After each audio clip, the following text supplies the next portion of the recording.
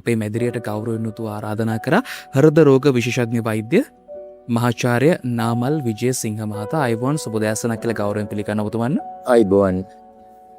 අද දවසේදී වෛද්‍යතුමන් එක්ක කතා කරන්න සූදානම් වෙලා ඉන්නේ මේ සමාජ තුල ටිකක් වැඩියෙන් කතා කරන මාතෘකාවක් තමයි මේ හෘද රෝග කියලා කියන වෛද්‍යතුමනි හෘද රෝග සම්බන්ධයෙන් වනදලින් කතා කරන්න සූදානම් වෙලා ඉන්නේ. දැන් වර්තමානයේ වෙද්දී වෛද්‍යතුමනි ටිකක් වැඩි ප්‍රවණතාවයක් අපි දකින ප්‍රධාන වශයෙන් මේ තරුණ පරම්පරාවට මේ හෘද රෝග වැළඳීමේ අවධානමක් තියෙනවා වගේම හෘද රෝග සෑදීමත් එක්ක අර කියන්නේ මරණවල තියෙන ප්‍රතිශතවලදී ටිකක් වැඩි අවධානයක් තියෙනවා මේ තරුණ පරපුර තරුණ නියෝජනය කරන බොහෝ දෙනාට හෘද රෝග සම්බන්ධයෙන් වැළඳීම එක. ඉතින් මේ දෙත් එක්ක අද දවසේදී මේ මාතෘකාව සම්බන්ධයෙන් අපි ඔබව දැනුවත් කරන්න සෝදානම්. මේ ඇත්තටම වෛද්‍යතුමනි මේ හෘද රෝගයක් කියලා කියන්නේ මොකක්ද? අපි කොයි විදිහටද මේක පැහැදිලි කිරීමකට ලක් කරන්න කියාවක් වේ. ඔව් දැන් හෘද රෝගයක් කියලා කිව්වම දැන් බොහෝ දෙනෙක් සමාජයේ හිතන් ඉන්නේ හෘද රෝගයක් කියලා කියන්නේ හෘදයාබාධයක් කියලා. ඒ කියන්නේ මේ heart attack එකක් කියලා. අපි නිකමට හරි කිව්වොත් යම් හෘද රෝගයක් තියෙනවා කියලා දැන් පපුවේ කැක්කුමක් නැති එක්කෙනෙකුට පපුවේ කැක්කුමක් එන්න පටන් ගන්නවා. නමුත් හෘද රෝග කියලා කියන්නේ විවිධ රෝග ගණනාවක එකතුවක්. දැන් අපි හෘදයාබාධ වලින්ම පටන් ගමුකෝ. ඒතකොට හෘදයාබාධ කියන්නේ මේ ලෝකේ තාම බහුලව තියෙන රෝග තත්වයක්. අපි කවුරුත් දන්නවා. වැඩිම මරණ සංඛ්‍යාවක් මුළු ලෝකෙම සිදුවන්නේ අවසානයේ හෘදයාබාධ හින්දා. දියුණු රටවල් වල දියුණු වෙමින් පවතින රටවල ශ්‍රී ලංකාවේ වැඩිම මරණ සංඛ්‍යාවක් දිනපතා සිදුවන්නේ හෘදයාබාධ හින්දා. නමුත් ඊට අමතරව තව හෘද රෝග ගණනාවක් තියෙනවා. උදාහරණයක් ඇටියට හෘද අකරණීය. ඒ කියන්නේ heart failure කියලා කියන්නේ හෘදවස්තු ඉදිමිලා ඒ පොම්ප කිරීමේ ක්‍රියාවලිය හරියට කරගන්න බැරි වුණාම විවිධ හේතු ඉඳ ඒකට විවිධ තව හේතු තියෙනවා හෘද අකරණීය. ඒ වගේම කවුරුත් දන්න හදවත් සිදුරු. දැන් උපතින්ම සමහර අයගේ හදවතේ බිත්තිවල කියන්නේ වම් පැත්ත සහ දකුණු පැත්ත වෙන් කරන බිත්තිවල සිදුරු ඇති වෙන්න පුළුවන්. ඒතකොට ඒවා වෙන රෝග තත්ත්වයන්. ඒ වගේම හෘදයේ කපාට ආශ්‍රිත රෝග තත්ත්වයන්. අපි වැල්ස් කියලා කියන්නේ දැන් සමාජයේ බහුලව මේ වැල්ස් කියලා කියන්නේ අර හෘදවස්තුර ලේගේන කිරීටක දමනය වලට නමුත් ඇත්තටම වැල් එකක් කියලා කියන්නේ කපාටයක් කියලා කියන්නේ ප්‍රධාන කපාට හතරක් තියෙනවා හෘදවස්තුව ඇතුලේ. ද්විතුණ්ඩ කපාට, ත්‍රිතුණ්ඩ කපාට සහ අඩසඳ කපාට හැටියට. අපි mitral valve, tricuspid valve, ඒ වගේම aortic valve, pulmonary valve කියලා කියනවා. ඒවා ආශ්‍රිත මේවා හරියට වැහෙන්නේ නැති වුණාම සහ මේවා හරියට ඇරෙන්නේ නැති වුණාම රෝග තත්ත්ව නැතිනම් අපිට සමහරලාට ශල්‍ය කර්ම වගේ මේ කපාට බද්ධ කිරීමක් පවා කරන්න වෙනවා. ඒ වගේම හෘදවස්සේ රිද්මය ආශ්‍රිත රෝග තත්ත්වය සමහර වෙලාවට හෘදයේ රිද්මය සහ හෘද ස්පන්දන වේගය තාම අඩු වෙන්න පුළුවන්. අඩු වෙලා ඒකින්ද රෝග තත්ත්වයක්. අපි දැකලා ඇති පේස්මේකර්ස් අර කුඩා උපකරණයක් බැටරියක් වගේ දෙයක් හයි කරලා ඒකෙන් හෘද ස්පන්දනය පවත්වාගෙන යන. තව සමහරලාට ඉතා වේගින් හෘද වස්තුව ගමන් කරනවා. ඒකින් පපුව ගැහෙන්න පටන් අරන් රෝගියාට විවිධ රෝග ලක්ෂණ මතුවෙන්න පුළුවන්. අපි රිද්මේ තිබෙන අක්‍රමිකතා කියලා කියනවා. ඒතර මේවත් රෝග තත්ත්වයන්. ඒ වගේම හෘද පේශිය, ඒ කියන්නේ හෘදය කියන එක මාංශ පේශියක්. ඒක නොනවත්වා අනෙකුත් පේශි වලට වඩා තියෙන වෙනස තමයි කිසි දිනක කිසි අවස්ථාවක විවේකයක් ගන්න නැතුව නොනවත්වා සංකෝචනය වන ඉහිල් වන මාංශ පේශිය. ඒතර මේකේ ඇතිවන රෝග තත්ත්වය අපි කාඩියෝමයොපැතිස් කියලා කියනවා. ඒ වගේම හෘද වස්තුවේ ආවරණය කරගෙන ආවරණයක් තියෙනවා, ආස්තරණයක් තියෙනවා. අපි ඒකට කියන පෙරිකාඩියම් කියලා. ඒ හා සම්බන්ධ රෝග තත්ත්වයන් තියෙනවා. ඒ වගේම පෙනහළු වල මේ පීඩනය වැඩි වෙන ඒ වගේ හෘද වස්තුව නිසා පෙනහළු ආශ්‍රිතව හෘදය සහ පෙනහළු ආශ්‍රිත රෝග මේ වගේ හෘද රෝග ගණනාවක් තියෙනවා. ඒකට මේවා තමයි මේ හෘද රෝග විශේෂඥ වෛද්‍යවරු රෝග නිශ්චය කරලා ප්‍රතිකාරය කරන්නේ. මම දැන් මේ වෛද්‍යතුමනි තමත් වලින් පැහැදිලි කිරීමක් කරා සාමාන්‍යයෙන් වර්තමානයේ තුල අපි කතා කරන මේ හෘද රෝග මොනවා කියලා සම්බන්ධයෙන් ටිකත් එක වෛද්‍යතුමනි දැන් අර හෘදයාබාධ සම්බන්ධයෙන් අපි කතා කරද්දී සමාජයේ තියෙන ප්‍රධාන මතයක් තමයි heart attack තුනක්. ඒ කියන්නේ panic attack තුනක් එන්න අවස්ථාවක් තියෙනවා. බොහෝ අවස්ථාවලදී පළවෙනි දෙකෙන් බේරුණා තුන්වෙනි එකෙන් බේරෙන්න අවස්ථාවක් නැහැ කියලා. මොකක්ද ඇත්තටම මේ මතය අපි පුංචි පැහැදිලි කිරීමක් කරමු. ඔව් මමත් ඒ වගේ මතයන් අහලා තියෙනවා. ඒකේ එහෙම සත්‍යතාවයක් නැහැ. සමහර අය පළවෙනි හෘදයාබාධයෙන්ම මිය යනවා. දැන් අපි සාමාන්‍ය හෘදයාබාධයක් ඇති වුණොත් සාමාන්‍ය 20%ක් විතරයි. ඒ හෘදයාබාධයෙන් හින්දා මේ යන්න පුළුවන්. බොහෝ දෙනෙකුට රෝහලකට යන්න පවා අවස්ථාවක් ලැබෙන්නේ නැහැ. තව සමහර අය රෝහලකට පැමිණියත් ඒ ප්‍රතිකාර ලබා දෙන අතරතුර ඇතිවන සංකුලතා හින්දා මේ යන්න පුළුවන්. ඒකින්ද මේක හරියටම තුන් පාරකට වඩා බැයිද එහෙම කියලා එකක් නැහැ චමෝත්. සමහරවිට ඒ හෘද වස්තුවේ ඒ ඇතිවන හානියේ ප්‍රමාණය මේකට විශේෂයෙන් බලපානවා. මේ හෘදයාබාධයක් ඉඳ මේ යන්න පුළුවන්ද නැද්ද කියලා. සමහර දෙනා හෘදයාබාධයක් තියෙනම ශනිකව මේ යනවා. ඉතින් ඒකින්ද හරියටම තුනක් කියලා කියන්න බෑ. එකක් සමාජය තුළ බුදුමන් කිව්වා. ඔව් මම දැකලා දිනවා සමහර අවස්ථාවේදී මේවා කීපයක් හැදිලා ඊට තුනක් නෙමෙයි ඊට වඩා පහක් හයක් හතක් ඇතිලත් මේ ජීවතුන් අතර ඉන්නවා. ඉතින් ඒකෙන් හරියටම තුනක් කියලා කියන්න බෑ. දැන් මේ හෘදයාබාධයක් කියලා කියන්නේ ඇත්තටම වෛද්‍යතුමනි කොයි වගේ දෙයක්ද? අපි පැහැදිලි කිරීමකට ලක් කරොත් එහෙම. අර මම ඉස්සෙල්ලාම කිව්වා වගේ හෘදය කියන එක නවතින්න නැතුව වැඩ කරන ඉන්ද්‍රියක්. දැන් අපි ඕනම දෙයක් උපකරණයක් හෝ වේවා යන්ත්‍රයක් හෝ වේවා නවතින්න නැතුව වැඩ කරනවා නම් ඒකට නිරන්තරයෙන් ශක්තිය සැපයුමක් අවශ්‍යයි. දැන් මේ තියෙන විදුලි බල්බයක් හෝ මොකක් හරි ඒකේ විද්‍යුතය නැවතුනොත් ඒක නැවතිනවා. ඒ වගේ හෘදය වස්තුවත් නොනවත්වා වැඩ කරන්න නම් නොනවත්වා රුධිර සැපයුමක් අවශ්‍ය වෙනවා. ඒකේ ඔක්සිජන් සහ අනිකුත් ශක්තිය ලබා දෙන ද්‍රව්‍ය ලැබෙනවා. දැන් ඒ හෘද වස්තුවේ පේශියට රුධිරය ලබා දෙන රුධිර නාල වලට අපි කියනවා කිරීටක දමනි කියලා. මේ කිරීටක දමනය ඔස්සේ තමයි නිරන්තර ශක්ති සැපයුම වෙන්නේ රුධිරය ඔස්සේ. එතකොට සමහර අවස්ථාවලදී මේ කිරීටක දමනී වල බිත්තියේ කොලෙස්ටරෝල් තැම්පත් වීම හින්දා ඒ බිත්තිය අවහිර වෙන්න පුළුවන්. දැන් මේක හරියට දැන් අපි දැකලා තිනවා පයිප්පේ ලුණු බැඳෙනවා. එතකොට ඒකෙන් වතුර හරියට යන්නේ නැහැ. ඒ වගේ ඒ කිරීටක දමනියේ බිත්තියේ කොලෙස්ටරෝල් බැඳිලා අවහිර වුණායින් පස්සේ එතනින් හරියට රුධිර ගමනාගමනයක් වෙන්නේ නැහැ. මෙහෙම තියෙන තැනක යම් කුඩා පිපිරීමක් ඒ වගේ ඒ අවහිර වෙච්ච ස්ථානයේ බිත්තියේ යම් පළුද්දක් ඇති වෙලා ඒ එක්ක මෙතන රුධිර කැටයක් හිර වුණොත් අර ඉතුරු අවහිරතාවය සම්පූර්ණ වෙනවා. ඒ කියන්නේ අපි හිතමු 70ක් 80ක් 90ක් අවහිර වෙලා තිබුණා නම් ඒ ඉතුරු 10 20ත් එකපාරම අවහිර වෙලා යනවා රුධිර කැටියෙන්ද. ඒතකොට එතනින් එහාට රුධිර ගමනාගමනය ක්ෂණිකව නවතිනවා. ඒතකොට ඒ රුධිරය ලැබිච්ච කොටස හෘදවස්සේ කොටස හානියටපත් වෙනවා. මේකට තමයි අපි හෘදයාබාධයක් කියලා කියන්නේ.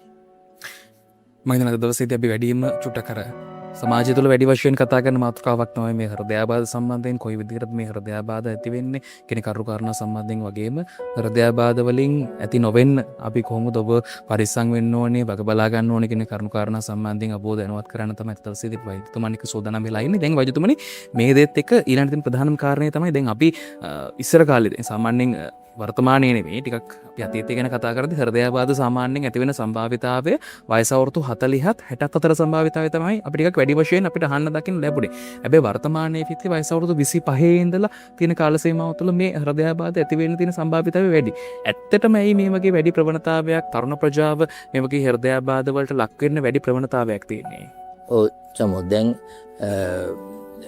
අර කිව්වා වගේ දැන් අපි තරුණ වෛද්‍යවරු කාලේ සහ වෛද්‍ය ශිෂ්‍යෝ කාලේ විශේෂයෙන් දැක්ක ඇත්තම අවුරුදු 60ට වැඩි අයට තමයි මේ හෘදයාබාධ ඇතිවන්නේ. ඒ කාලේ එහෙමයි වුණේ. නමුත් පහු කාලීනව අපි දැක්කා දැන් අවුරුදු 40ත් 60ත් විතර වගේ අයට චමොත් කිව්වා වගේ හෘදයාබාධ වැඩි වශයෙන් ආයද. දැන් ඒකේ උනත් වැදගත්කමක් තියෙනවා. මොකද අවුරුදු 60ත් 40ත් 60ත් කියලා කියන්නේ සාමාන්‍යයෙන් වැඩ කරන කාලේ. තාම ජීවිතේ සමහරට ගොඩනගන කාලේ. ළමයි පොඩි රැකියාවක් කරනවා රටට වැඩක් කරනවා. ඒ වගේ කාලේ හෘදයාබාධයක් ඇතිලා ඒකෙන් මිය ගියොත් හරි ඒකෙන් රෝගී තත්ත්වයටපත් වුණොත් ඒක ඒ පුද්ගලයාටත් පවුලටත් සමාජයටත් බලපාන. නමුත් බොහෝ මෑත කාලීනව අපි දැක්ක දෙයක් තමයි අඩු වයසට අවුරුදු 40ට අඩු අවුරුදු 20ත් අවුරුදු 40ත් අතර අයට හෘදයාබාධ ඇති වෙනවා සහ ඒකෙන් මිය යාම පවා සිදු වෙනවා. ඉතින් දැන් මේකට හේතු ගණනාවක් තියෙනවා. එකක් තමයි ආහාර රටාව. දැන් බොහෝ දෙනෙක් මේ ෂණික කෑම සහ කෙටි කෑම වර්ගවලට උරු වෙලා ඉන්නවා මේ කාර්ය බහුලත්වයේ හින්දා. ෂණික කෑම සහ කෙටි කෑම වල විශේෂයෙන් අඩංගු වෙන දේවල් මොනවද කියලා බැලුවොත් තෙල් වර්ග වැඩි. ඒ වගේම කාබෝහයිඩ්‍රේට් සහ සීනි ප්‍රමාණයන් වැඩි. ඒකට මේ හින්දාම ඒගොල්ලොන්ට ශරීරයට අධික වශයෙන් දුණු සීනි සහ තෙල් කියන අපිට අහිතකරයි අපි දන්න ආහාර සංඝටක වැඩියෙන් ලැබෙනවා. එතකොට සමොද්දන ලුණු වැඩි වුණා මොකද වෙන්නේ? අධික රුධිර පීඩනය වැඩි. දැන් හෘදයාබාධ විතරක් නෙමෙයි. අධික රුධිර පීඩනය දැන් අඩු වයස් වලටත් තියෙනවා. ඒ වගේම රුධිර කොලෙස්ටරෝල් සාන්ද්‍රණය වැඩි වීම. දැන් මේ තෙල් වගේ ආහාරින්ද වැඩි වෙන වෙලාවල් තියෙනවා. ඒ වගේම දියවැඩියා බොහෝ දෙනෙකුට තරුණ වයසේ. දැන් අපි මේ කියන්නේ මේ අපි ටීනේජර්ස් කියලා කියන නවයෝන් වයසේ පවා මේ වගේ රෝග. ඒතකොට එවැනි අවදානම් සාධක අඩු වයසින් එනකොට ඒවා හින්දා පසු කාලීනව ඇති වෙන හෘදයාබාධයත් අඩු වයසෙන්ම සිද්ධ වෙන්න පුළුවන්. ඒතකොට ඒක තමයි එක හේතුව. ඒ වගේම ආහාර රටාවට අමතරව ශාරීරික යෝග්‍යතාවය සහ ව්‍යායාම වල අඩුවක්.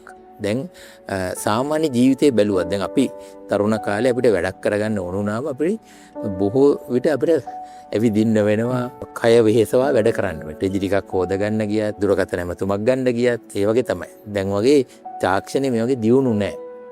ඒකට අපිට කය වෙහෙසලා වැඩ කරනවා දෛනික ජීවිතේ වැඩ කටයුතු කරන්නේ. විශේෂයෙන් ව්‍යායාම නොකලත්. නමුත් දැන් තියෙන මේ තාක්ෂණය දියුණුව හින්දා අපිව එක තැනකට කරලා තියෙනවා. ඒ කියන්නේ අපි කය වේසවා වැඩ කරන්නේ දෛනික ජීවිතේ වැඩවල. ඉතින් ඒකෙන්ද විශේෂයෙන් ව්‍යායාමයක් කිරීම අවශ්‍ය වෙනවා. ශාරීරික යෝග්‍යතාවය පවත්වා ගන්නත් ඒ අවශ්‍ය ව්‍යායාම මාංශ පේශිවල ශක්තිමත් බව ඒ වගේ දේවල් පවත්වා ගන්න.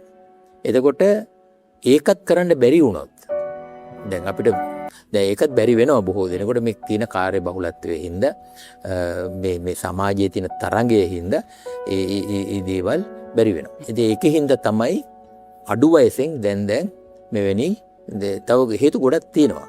දැන් උදාහරණයකට පරිසර දූෂණය. දැන් ඉස්සරට වඩා පරිසර දූෂණය වැඩි. දුම්පානය වගේ දේවල් ඒ කාලේ වගේම තමයි මං හිතන්නේ ලංකාවේ මේ මෑත කාලිනව දුම්පානයේ වැඩිවීමක්. නමුත් පරිසර දූෂණයේ හින්දා ඒකිනුත් හෘද රෝග විශේෂයෙන් හෘදයාබාධ සමහර පිළිකා වර්ග පවා ඇතිවීමේ වැඩි ප්‍රවණතාවයක් තියෙනවා. ඒතකොට මේ සියලු දේවල් වල එකතුවක් හැටියට තමයි දැන් මේ හෘදයාබාධයක් ඇතිවීමේ වයස එන්න අඩු වෙන්නේ.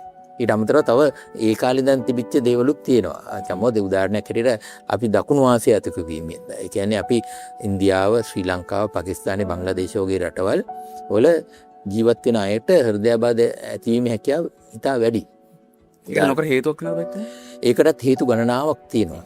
නමුත් සමහර ඒවා ජානමය වශයෙන් තියෙන බලපෑම් අපි දැකපු දෙයක් තමයි පරීක්ෂණ වලින් ඔප්පු වෙච්ච දෙයක් තමයි දැන් උදාහරණයක් හැටියට යුරෝපයේ ජීවත් වෙන සුදු ජාතිකයෙක්ට සාපේක්ෂව බැලුවම ප්‍රථම හෘදයාබාධයක් ඇතිවීමේ ඇවරේජ් වයස අවුරුදු 10ක් අඩුයි අපේ අයට. ඒ කියන්නේ ඒගොල්ලොන්ට ප්‍රථම හෘදයාබාධ ඇතිවීමේ මධ්‍යයන්යාගේ අපි උදාහරණයක් හැටියට අවුරුදු 50 නම් අපිට අවුරුදු 40න් එනවා. ඒතකොට ඒ බලපෑමක් තියෙනවා. ඉතින් මේ සියලු දේවල් වල එකතුවක් හැටියට තමයි තරුණ අයට වැඩිපුර හෘදයාබාධ ඇතිවන්න පුළුවන් වෙන්නේ. දැන් මේ දෙක ඔබතුමන්ගේ පැහැදිලි කිරීමෙන් කියනවා මේ ජානමය වශයෙන් මේ හෘදයාබාධ ඇති වෙන්න දැන් කිසි ඉඩකඩක් තියෙනකොට මේක සම්භාවිතාවයක් විදිහට ගද්දි වෛද්‍යතුමනි මේ සාමාන්‍ය අපි කතා කරොත් එම් පරම්පරාවෙන් පරම්පරාවට මේ වගේ ලක්ෂණ හෝමාරු වෙන්න තියෙන අවස්ථා තියෙනවද? ඔව් ඒක අපි මුලින්දම දන්න දෙයක්. විශේෂයෙන් පවුලේ ළඟ ඥාතීන්ට මම ළඟ ඥාතීන් කියලා කියන්නේ දෙමව්පියන්ට සහ සහෝදර සහෝදරියන්ට තමයි ළඟම ඒ අයට අඩු වයසෙන් හෘදයාබාධයක් ඇති වෙලා තියෙනවා නම් හරි එහෙම නැත්නම් හේතුව නොදන්න ෂණික මියෑමක් වෙලා තියෙනවා නම් හරි ඒගොල්ලෝ බයිපාස් සත්කමක් ස්ටෙන්ට් ක්‍රමයෙන් ප්‍රතිකාර ලැබලා තියෙනවා නම් හරි Tamanට එවැනි රෝග තත්ත්වයක් ඇතිවීමේ සම්භාවිතාව ඉතා වැඩි. ඒ අවදානම ඉතා වැඩි එකකින්ද එවැනි අයට අපි කියන්නේ හැමතිස්සෙම මේ ගැන අවධානයෙන් ඉන්න සහ කලින් කලට පරීක්ෂා කරලා බලන්න. වෛද්‍යවරයෙක් හම්බෙලා ඒගොල්ලෝගේ සීනි, කොලෙස්ටරෝල්, රුධිර පීඩනය, ඒ වගේම ඔය ව්‍යායාම ECG පරීක්ෂණ වගේ දේවල් වලින් Tamanට හෘදයාබාධයක් ඇතිවීමේ අවදානම ගැන හොයලා බලන්න. ඒ කියන්නේ සැලකිලිමත් වෙන්න කියලා. සාමාන්‍ය වෛද්‍යතුමනි දැන් අර වර්තමාන තරුණ තරුණ පරම්පරාව ගැන කතා කරා වගේ මට තියෙන කාර්යබහුල ජීවන රටාවත් එක්ක ක්ෂණික ආහාර සහ වැරදි ජීවන පුරුදුත් එක්ක බොහෝ අවස්ථාවලදී ඔබතුමන් කිව්ව විදිහට මේ හෘදය ආශ්‍රිත රෝග සහ මේ හෘදයාබාධ වැළඳීමේ වැඩි සම්භාවිතාවය තරුණ පරම්පරාවට තියෙනවා. දැන් මේ දේත් එක්ක මේ දුම්බීම මෙන්න මේ වගේ මත්ද්‍රව්‍ය භාවිතය මෙන්න මේ වගේ දේවල් වලින් කොයි වගේ බලපෑමක් තියෙනවද මේ හෘද රෝගේ වැළඳීම සඳහා? ඒක අපි පටන් ගන්න පුළුවන් මත්පැන් වලින්. මත්පැන්, දුම්පානය, ඒ වගේම අනෙකුත් මත්ද්‍රව්‍ය වලින් හෘද රෝග ඇතිවීමට ඍජු බලපෑමක් තියෙනවා. සමහර අයගේ මතයක් තියෙනවානේ මේ මත්පැන් හින්දා හෘදයාබාධ අඩු වෙන්න පුළුවන් කියලා. නමුත් ඒකේ සත්‍යතාවයක් නැහැ. ඊට වඩා විශාල අවදානමක් තියෙනවා හෘද රෝග ඇති වෙන. මම කියපු හෘද පේශි දුර්වල වීම, හෘද අකරණීය, හදවතේ රිද්මේ වෙනස් වීම, ඒ වගේ බොහෝ හෘද රෝග ඇති වෙන්න පුළුවන් මත්පැන් හින්දා. දුම්පානය කියන එක තියෙන ප්‍රධානතම අවදානම් සාධකයක් හෘදයාබාධ ඇති වෙන. ඒකම අනෙකුත් උදාහරණයකට කොකේන් වගේ මත්ද්‍රව්‍යයක් ගත්තොත් ඒකෙන් කිරීටක දමනය ඇකිලීමකට ලක් වෙනවා. ඒතොර එවැනි දෙයක් පාවිච්චි කරපු කෙනෙකුට හෘදයාබාධයක් ඇතිවීමේ හැකියාව වැඩි. දැන් ඔය තියෙන අයිස්, ගංජා වැනි මත්ද්‍රව්‍ය ගොඩක් හින්දා හෘදයාබාධ ඇතිවීමේ හැකියාව ඉතා වැඩි වෙනවා. මේ හැම දේවල් වලින්ම අර අපි කියන්නේ පරිස්සම් වෙලා මේ හෘදයාබාධ ඇති නොවන විදිහට කොයි විදිහටද ඔබ ඔබේ ජීවිතය අපි කියන්නේ හදාගෙන යන්න ඕන කියන කරුණු කාරණා සම්බන්ධයෙන් තමයි දවසේදී අපි වෛද්‍යතුමන් එක්ක විතර පැහැදිලි කරමින් ඉන්නේ. වෛද්‍යතුමනි දැන් මේ දේත් එක්ක මේ අපි කියන අපිට තියෙන ටිකක් කාර්යබහුල ජීවන රටාවක් බොහෝ අවස්ථාවලදී අපිට කන්න වෙන්නේ අපි කියන කඩෙන් කන්න වෙන අවස්ථා වැඩි, ශනික ආහාර වලට යන්න තියෙන අවස්ථා වැඩි, ව්‍යායාම කරන්න සහ අපි අර ඔබතුමන් සඳහන් කරපු ආකාරයට පයින් ඇවිදින්නවත් කොඩු දුරකටවත් යන්න ඕනට අවස්ථාවක් ලැබෙන්නේ නැහැ. මේ හැමදේමත් එක්ක කාලකලමනාකරණයත් එක්ක කියන හරි විදිහට නිසි විදිහට ව්‍යායාම කරොත් එහෙම මේ වගේ රෝග බාධා අපිට අඩු කරගන්න තියෙන සම්භාවිතාවය කොයි වගේ තියෙන නිසා කොයි වගේ දේවල්ද අපි අර එදිනෙදා ජීවිතයේ අපිට පුරුද්දක් විදිහට මේ වගේ රෝග වලින් වැළකෙන්න අපි අනුගමනය කරන්න. ජීවන රටාව සකස් කර ගැනීම ඉතාම වැදගත්. ඒක තමයි හොඳ ආහාර පුරුදු. සමහර දේවල් තියෙනවා අපිට අපි කැමති නම් 100ක් වළක්ව ගන්න පුළුවන්. උදාහරණයකට තේයකට සීනි දාන එක. මොකද මේකෙන් විශාල කැලරි ප්‍රමාණයක් වෙන අනවශ්‍ය විදියට ඒ වගේම ශරීරයේ බර වැඩිවීම, දිය වැඩියාවට තියෙන නැඹුරුතාවය ඒ වගේ දේවල් එනවා. ඒ වගේම පැණි බීම වර්ග පානය කිරීම. ඒ වගේම සීනි දාලා හදන කෑම වර්ග. පුළුවන් තරම් අඩුවෙන් ආහාර ගැනීම. නොකා ඉන්න නෙවෙයි අඩුවෙන් ආහාර. ඒ වගේම අපිට විශාල කැලරි ප්‍රමාණයක් එනවා බත් සහ පාන් පිටි වලින් හදන කෑම. එතකොට ඒවා දැන් ප්‍රධාන ආහාර වලට ගද්දී ඒවා අඩු ප්‍රමාණයක් කරන් වැඩිපුර එළවලු, කොළ වර්ග, මාළු ඒ වගේ දේවල් වැඩි කරගන්න. එතකොට ඒ වගේ ආහාර රටාවක් අපි හදා ගන්න ඕන. අපි ගන්න ආහාර වේල ගැන අපි සැලකිලිමත් වෙන්න ඕන. හිතකර ආහාර මොනවද, අහිතකර ආහාර මොනවද කියන එක ගැන අවබෝධයක් තියෙන්න ඕන අපි කෑම කන වෙලාවට. එතකොට හිතකර ආහාර වැඩිපුර සහ අහිතකර ආහාර අවම කරන්න පුළුවන්. ඒ වගේම අපේ කාර්යබහුල පරිසරය තුල ව්‍යායාමයක් සඳහා යම් වෙලාවක් හොයාගන්නවා. පුළුවන් තරම් ව්‍යායාම සඳහා වෙලාවක් හොයාගන්න ඕන. අඩුම ගානේ දවසකට පැය භාගයක්. එහෙම නැත්නම් දවසක් කර දවසක් විනාඩි 45ක්වත් මේ සඳහා මිඩංගු කරන්න ඕන. ඊට අමතරව අපි සාමාන්‍යයෙන් වැඩ කරන වෙලාවල් අපි සාමාන්‍ය දෛනිකව මේ ක්‍රියාශීලීත්වය වැඩි කරගන්න දේවල්. දැන් පොඩි දෙයකට උනත් උදාහරණයකට අපි හිතමු පඩි පෙලක් නගින්න තියෙනවා උඩ තට්ටුවට යන්න. ඒකට ආයෙත් මේ තට්ටු දෙකක් යන්න ලිෆ්ට් එකේ යන්නේ නැතුව පඩි පෙලක් නැගලා යනවා. ඒ වගේම පොඩි දුරක් යන්න තියෙනවා ගිහලා මොකක් හරි ගේන්නේ. ඕකට 3 wheel එකක් යන්නත් පුළුවන් නම් පයින් ගිහලා ගේන්න. ඉතින් ඒ වගේ ඒවා ව්‍යායාමම නෙමෙයි. නමුත් ඒ ක්‍රියාශීලීත්වය වැඩි කිරීම තුළින් අපි මේ යම් ප්‍රමාණයකට ප්‍රතිඵලයක් ලැබෙනවා. එතකොට ඒ වගේ දේවල්. ඊට අමතරව Tamanට රෝග තත්ත්වයන් තියෙනවා නම් අර මං කියපු කොලෙස්ටරෝල් සාන්ද්‍රය වැඩිවීම, කුධිර පීඩනය වැඩිවීම, ඒ වගේම දිය වැඩියාව තත්ත්වයන් තියෙනවා නම් ඒවට නිසි ප්‍රතිකාර ගන්න ඕන. එතන විශාල ප්‍රශ්නයක් තියෙනවා. මොකද මේ මං කියපු තත්ත්වයන් තුරම ජීවිත කාලේ පුරාම දිනපතා ඖෂධ ලබාගෙන පාලනය කරලා පවත්වා ගන්න ඕන තත්ත්වයන්. එතකොට ඒවා සමහර අය මග අරිනවා. උදාහරණයක් හැටියට කොලෙස්ටරෝල් වැඩි වීමට බෙහෙත් ගන්නවා. ඒක හොඳට පාලනය වෙනවා. එතකොට හිතනවා දැන් මට මේක හොඳ වෙලා කියලා බෙහෙත් නවත්තනවා. රුධිර පීඩනයත් එහෙමයි සීනිත් එහෙමයි. එතකොට දැන් මේව නැවැත්තුවම ආයෙමත් ඒ පාලනය නැති වෙලා යනවා. අර තිබිච්ච අවදානම තිබිච්ච ගන්නට වැඩි වෙනවා. ඉතින් ඒකින්ද ඖෂධ ලබා ගැනීමත් වැදගත්. ඒ වගේම වරින් වර වෛද්‍යවරයෙක් හම්බෙලා තමන්ව පරීක්ෂා කරගන්න ඕන. හිතුමනා අපිට ඖෂධ ගන්නවට වඩා ඒක වඩා හොඳයි. ඒතර ওই ටික කරලා බර පාලනය කරලා මානසික ආතතිය අඩු කරගෙන ඉන්න පුළුවන් නම් හෘද රෝග අවදානම ගොඩාක් අවම කරගන්න පුළුවන්. මේකත් එක වෛද්‍යතුමනි මේ ඊළඟට ඔබතුමන්ගෙන් මට යොමු කරන්න තියෙන ප්‍රශ්න තමයි දැන් අපි ඔබතුමාට කිව්ව විදිහට මේ අපි අර බෝ නොවන රෝග සඳහා යම් අවස්ථාවලදී අපි ලබා ගන්න බෙහෙත් අපි මේ ලබා ගන්න බෙහෙත් අර නිසි මාත්‍රාවකින් හරි විදිහට පාවිච්චි කරනවත් වගේම ඔබතුමන් සඳහන් කරපු විදිහට දැන් මේ වගේ රෝගයක් තියෙන කෙනෙක්ට අපි කියන්නේ බෝ නොවන රෝගයක් තිය වැඩියා වෙන්න පුළුවන් අතිරුතුර පීඩනය වෙන්න පුළුවන් මෙන්න මේ වගේ රෝගයක් තියෙන කෙනෙක්ට හෘදයාබාධ ඇති වෙන්න තියෙන සම්භාවිතාවය කොහොමද? හෝ දැන් අපි විශේෂයෙන් හෘදයාබාධයක් කියන ගත්තොත් ඒකේ තියෙන ප්‍රධානතම අවදානම් සාධක පහක් තියෙනවා.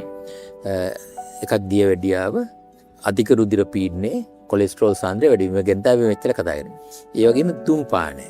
ඒ වගේම පවුලෙන් ඒ ජානමය තත්ත්වයේ හින්දා ඇති වෙන අවදානම්. ඒ කියන්නේ අර මම කලින් පැහැදිලි කරා වගේ අඩු වයසේ ඒ වගේ රෝග තත්ත්වයක් ඇතිවලා තියෙනවා නම් ළඟ ඥාතියෙකුට Tamante අවදානම වැඩි.